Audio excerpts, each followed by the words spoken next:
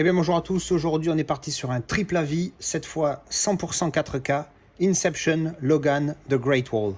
Allez, je vous envoie les avis que j'ai filmés juste après avoir visionné les films, c'est parti. Alors je viens de finir de visionner Logan, après l'avoir déballé dans une vidéo que vous avez vue récemment. Encore une fois, merci à Alexandre qui m'a fait ce superbe cadeau. Et vu qu'on m'a demandé dans le Discord comment était le 4K, j'avais pas prévu du tout de le re-regarder. Et quand j'ai mis la galette à l'intérieur, et dès que j'ai voulu, pour comparer avec le Blu-ray, instantanément je me suis dit, bon ok, il faut que je re-regarde ce film. Parce que je savais déjà, je l'avais noté 8 sur 10 avant de le revisionner aujourd'hui.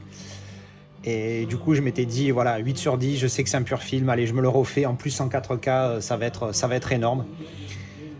Alors le film, très brièvement, pour ceux qui ne le connaissent pas, c'est ce qui conclut la saga des X-Men, où on est dans un futur où il n'y a plus de X-Men, il n'y a plus de mutants à part Logan et le professeur Xavier.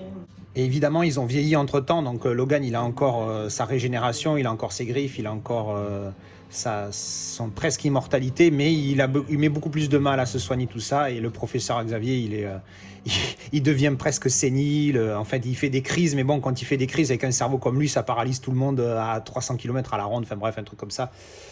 Ce film est excellent. Voilà, comme je le disais il y a quelques secondes, je l'avais noté 8 sur 10. Là, je suis en train de réfléchir, de monter la note à 9, parce que, si vous voulez, il porte tout le poids de tous les X-Men d'avant. Donc il y a les 6, la trilogie, plus le Wolverine, Dark Phoenix, tout ce que vous voulez. Et celui-là le conclut très bien la saga, parce qu'il est exceptionnel, il met un terme à la saga X-Men. Alors évidemment, il y a toujours moyen de faire un twist par rapport à la fin du film et de dire voilà, on va utiliser ça pour refaire des films de mutants X-Men, ça c'est certain. Mais pour moi en tout cas, il conclut excellemment bien cette saga. C'est un excellent film, il est très bien joué, l'ambiance elle est pesante, la musique des fois qui me fait penser à celle de Interstellar, je sais pas pourquoi. Mais elle est là, tu t'attaches à tous les personnages encore plus qu'avant. C'est excellemment bien joué par Hugh Jackman et je sais plus comment il s'appelle, le professeur Xavier. C'est juste exceptionnel, c'est un pur film, l'histoire elle est... Enfin voilà, si on aime la saga X-Men, je pense pas qu'on puisse ne pas aimer celui-ci. Et comme je vous dis, ça fait une excellente conclusion. Et franchement, vraiment, je me tâte à passer la note à 9. Je vais réfléchir encore un peu. Mais bon, en tout cas, ça sera minimum 8,5. Et je vais peut-être changer à 9. Du coup, on va parler de ce qu'on m'avait demandé au départ. La qualité 4K. Exceptionnelle. Il est magnifique. Avant de me remettre le film et de me dire, allez, c'est bon, je me le refais. Donc j'ai mis le 4K. J'ai regardé comment il était nickel et tout machin. Alors c'est marrant parce qu'il y a 2 images. Tout à la fin, avant que le générique commence, il y a écrit le titre, Logan, et en blanc, et c'est super granuleux. Et tout au début, il y a le truc Marvel, et à un moment donné, il y a écrit Marvel en blanc, et le Marvel en blanc est super granuleux. Du coup, j'ai flippé. Mais en dehors de ces 2 moments, il n'y a pas de grain. Donc déjà top. Ou alors, s'il y est, mais il est léger de chez léger, que j'ai même pas fait gaffe. Et vu que je déteste ça, normalement, je m'en rends compte. Donc, pas de grain, déjà, premièrement. Mais surtout, la colorimétrie, putain, il est magnifique. Le HDR, il n'est pas Dolby Vision, mais le HDR, qu'est-ce qu'il envoie? Quand j'ai arrêté de regarder le 4K et que j'ai mis le Blu-ray, j'ai eu un choc. Le Blu-ray est bon, mais comparé au 4K, rien à voir. Pour le coup, je vais recommander l'upgrade pour le coup, parce que vraiment le 4K est bien supérieur au Blu-ray, même si encore une fois le Blu-ray est bon, hein. Mais la différence entre le Blu-ray et le 4K, il y a suffisamment une différence pour faire l'upgrade. Si vous pouvez le trouver à pas cher, allez-y, évidemment, hein, moins c'est cher, mieux c'est. Mais là, pour le coup, il y a une vraie différence. Surtout au niveau des couleurs, c'est vraiment le HDR, là, il fait the différence. C'est souvent ce qui fait la différence entre un Blu-ray standard et un Blu-ray 4K. Mais là, pour le coup, c'est vraiment un superbe exemple, parce qu'il est... Waouh, le détail des visages, quand j'ai mis j'ai dit, mais il a bronzé, Logan, ou qu'est-ce qui se passe? Ah non, là, c'est précis, les noirs sont bien profonds comme il faut. Non, franchement, ça va, c'est pas du Mortal Engines ou du Jimmy Nyman, mais ça s'y rapproche grandement. Je dirais que c'est à égalité avec 1917, qui pour moi est mon numéro 3, 1917. Donc il va faire partie de mes top 4K. qui m'ont marqué au niveau de leur qualité, parce qu'il y en a des bons, il y en a des très bons, hein, ils sont tous bons, enfin plus ou moins bons, mais celui-là franchement il m'a vraiment marqué parce que la différence, déjà je l'ai trouvé super beau quand je l'ai mis, puis quand j'ai mis le Blu-ray juste derrière pour comparer, une différence de malade. Donc je recommande l'upgrade pour celui-ci. Il y en a peu, mais celui-là en fait partie, je recommande l'upgrade pour celui-là. Voilà, donc c'était ma petite review après avoir regardé Logan. Je sais que je me répète, mais merci Alexandre, c'était un super cadeau et en plus tu m'as permis d'upgrade mon 4K. Et finalement, après réflexion, je pense que je préfère ce steelbook que celui que j'avais, même s'il n'y a pas de continuité. Dans tous les cas, je garde les deux. Donc voilà, allez, merci et à la suivante.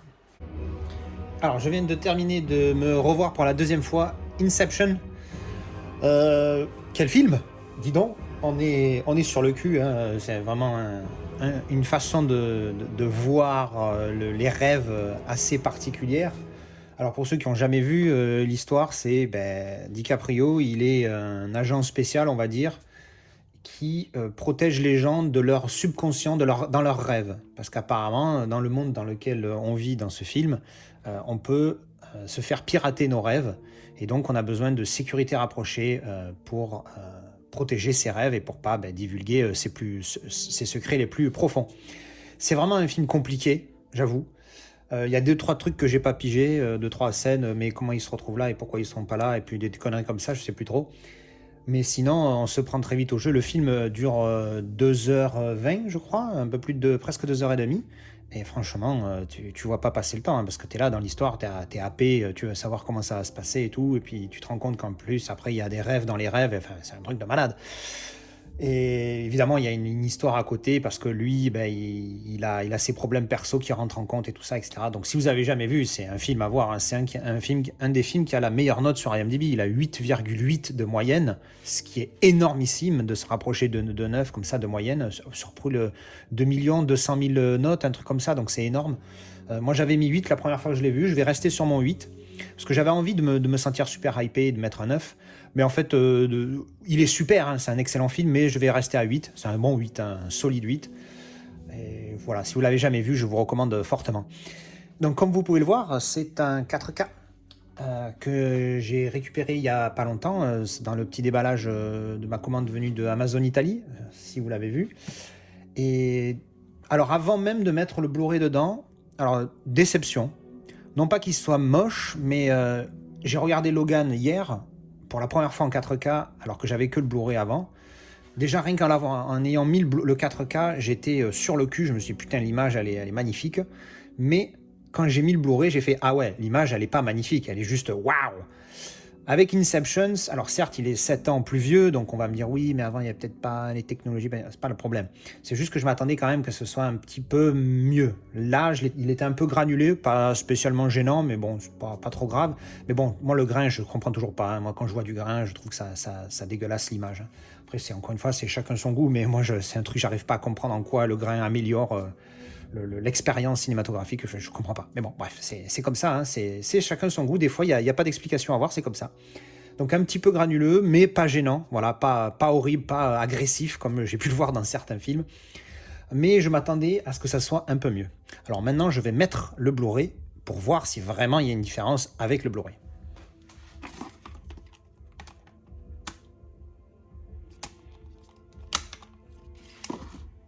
Donc, je viens de mettre le Blu-ray et après j'ai remis le 4K. Donc là, c'est roll 4K pour bien voir les différences. Et déjà, c'est un mauvais signe parce que si j'ai besoin de remettre le 4K derrière pour faire une comparaison, franchement, l'upgrade ne vaut pas du tout l'investissement. Pas du tout. Si vous l'avez déjà en Blu-ray, franchement, vous cassez pas la tête. Même là, moi, je l'ai payé 6,80 € le 4K et j'avais déjà le Blu-ray. Si j'avais su ça avant, si j'avais pu tester avant, même 6 €, je trouve que c'est trop cher. Alors franchement, il est mieux, comme je vous ai dit, hein, 99,9% du temps, le 4K va être mieux que le Blu-ray.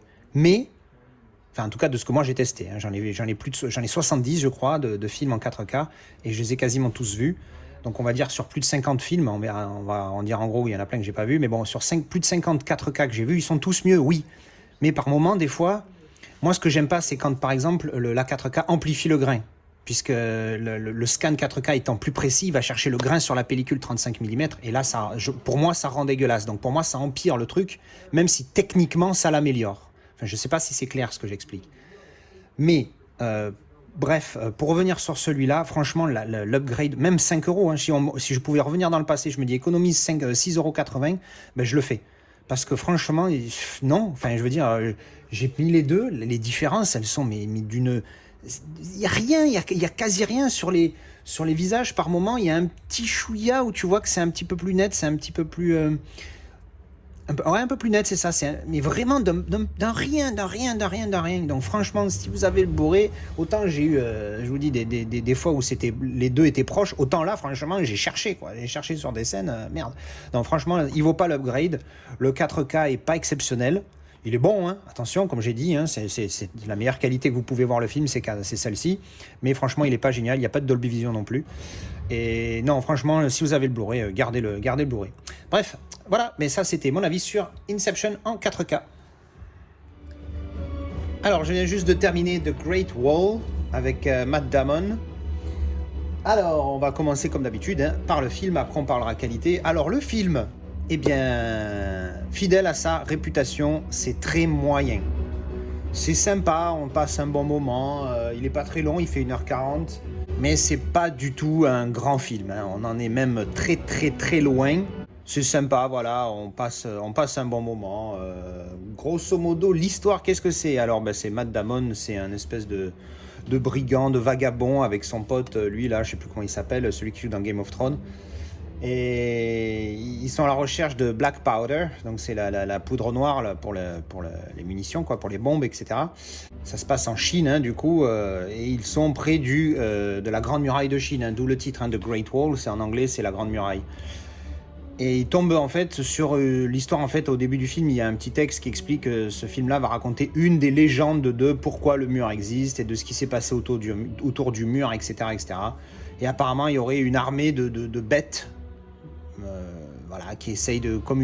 ils sont des milliers, même des centaines de milliers, je pense, vu le nombre qui sont dans le film, qui veulent attaquer la ville et détruire tout le monde. Et en fait, le mur est là pour sauver, protéger les gens. Et il y a une armée sur le mur qui est gérée par elle, qui est là pour protéger le mur. Et c'est l'attaque de ces monstres contre le mur.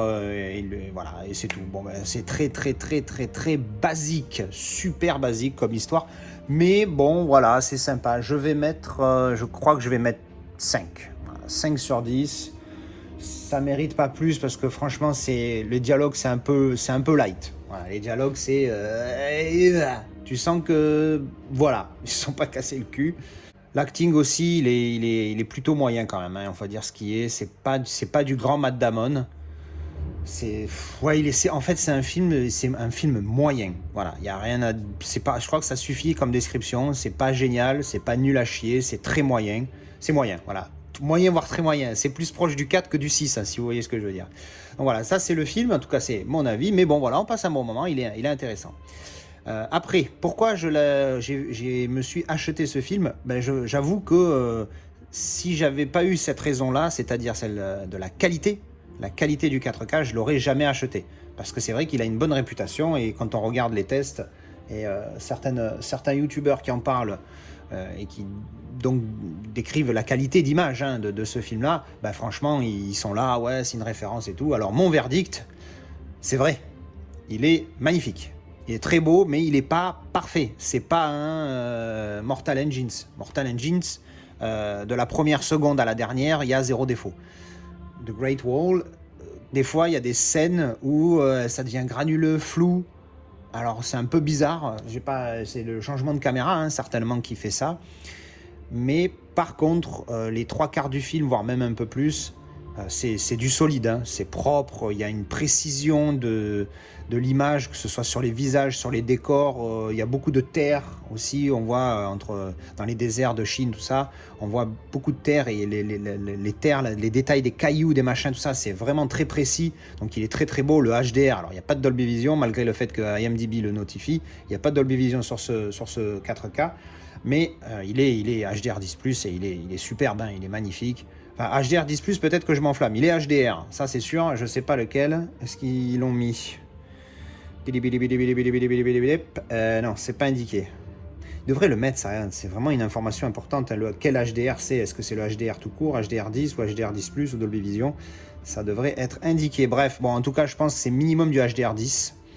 Et franchement, il est superbe, hein. Les couleurs reflètent bien, c'est précis, c'est tout ce que vous voulez. Franchement, c'est un bon 4K. Il rentre pas dans mon top 5, enfin, parce que j'ai un top 4 de mes références 4K. Ça ne sera pas le 5e, parce que je le trouve pas assez bon sur toute la durée du film pour le mettre avec. Mais il est très bon. Voilà, on va pas chipoter. Franchement, il est pas mal. D'ailleurs, je vais mettre le Blu-ray pour voir si ça vaut le coup pour l'upgrade.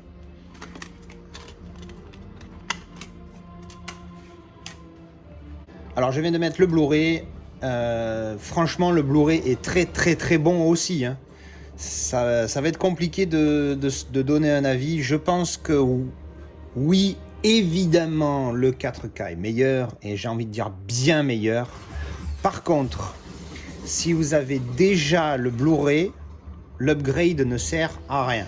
Enfin, évidemment, comme toujours, vous allez avoir une meilleure qualité, une meilleure définition, tout ça. Mais voilà, est-ce que ça vaut le coup alors que vous avez déjà le Blu-ray? Moi, je pense pas. Après, c'est vrai que, surtout sur les paysages, avec quand ils zooment en arrière et qu'on voit beaucoup des plaines et tout ça, c'est vrai qu'il est pas mal. Le HDR est vraiment magnifique, hein, sur ce 4K. Après, oui, si vous avez déjà le Blu-ray, l'upgrade, voilà. En plus, c'est pas un super film. Ce serait un super film, ce serait un Gladiator, hein, quelque chose comme ça. Je vous dis, bon, oui, upgrader parce que c'est un pur film et au moins vous l'avez dans la meilleure qualité. Mais le film, c'est pas une référence au niveau de film, hein, c'est pas le film de l'année. Donc, franchement, bon. Par contre, moi, celui-là, je l'ai trouvé, je crois que je l'ai négocié à 5 €. Et le mec le vendait 8. Il se vend pas cher. S'il se vend pas cher en 4K, allez-y. Surtout si vous l'avez pas déjà. Si vous l'avez pas, allez-y direct pour le 4K. Mais si vous l'avez déjà en Blu-ray, à moins que vraiment, voilà, vous le trouviez pas cher. Enfin, voilà, après, c'est encore une fois, vous faites comme vous voulez, mais voilà, je ne trouve pas que le Blu-ray est moins bon, évidemment, que le 4K, mais il reste très bon. Donc bon, voilà. C'était mon avis sur le film et la qualité de The Great Wall. Et voilà, donc c'était mon avis sur chacun des films là, le film en lui-même plus sa qualité en 4K. Vu qu'en plus, pour le coup, hein, je crois que c'est la première fois où je fais un multi-avis ou triple avis avec que du 4K. Donc j'espère que ça vous a plu, que ça vous a donné envie de voir les films ou pas, hein. Dites-moi dans les commentaires ce que vous en pensez. Et puis si vous n'êtes pas d'accord avec moi aussi, hein, dites-moi pourquoi je me suis trompé sur telle ou telle qualité. Je sais que j'ai déjà fait grincer des dents en parlant d'Inception puisqu'il est très granuleux. Et c'est vrai que j'ai vu des comparatifs. Ça, je le fais post-vidéo. Hein, mon avis que vous avez vu sur Inception, c'était il y a 10 jours que je l'ai vu, que je l'ai filmé. Entre-temps, j'en ai un petit peu discuté. J'ai vu des comparatifs. Et c'est vrai qu'il est granuleux. Ça, je ne reviens pas dessus. Le piqué n'est pas top. Par contre, c'est vrai que le HDR... on n'y fait pas gaffe au premiers abords, mais le HDR, il y a quand même une vraie différence entre les deux. Et comme souvent, le HDR fait la différence. Donc, voilà, pour tempérer un petit peu mon avis original, je vais dire ça. Mais quand même, j'ai été malgré tout encore un peu déçu pour Inception. Alors, contrario de ces deux-là, surtout Logan. Enfin bref, voilà. Donc, vous avez entendu mon avis pour ces trois films. Merci à vous d'avoir regardé cette vidéo et je vous dis à la prochaine. Ciao!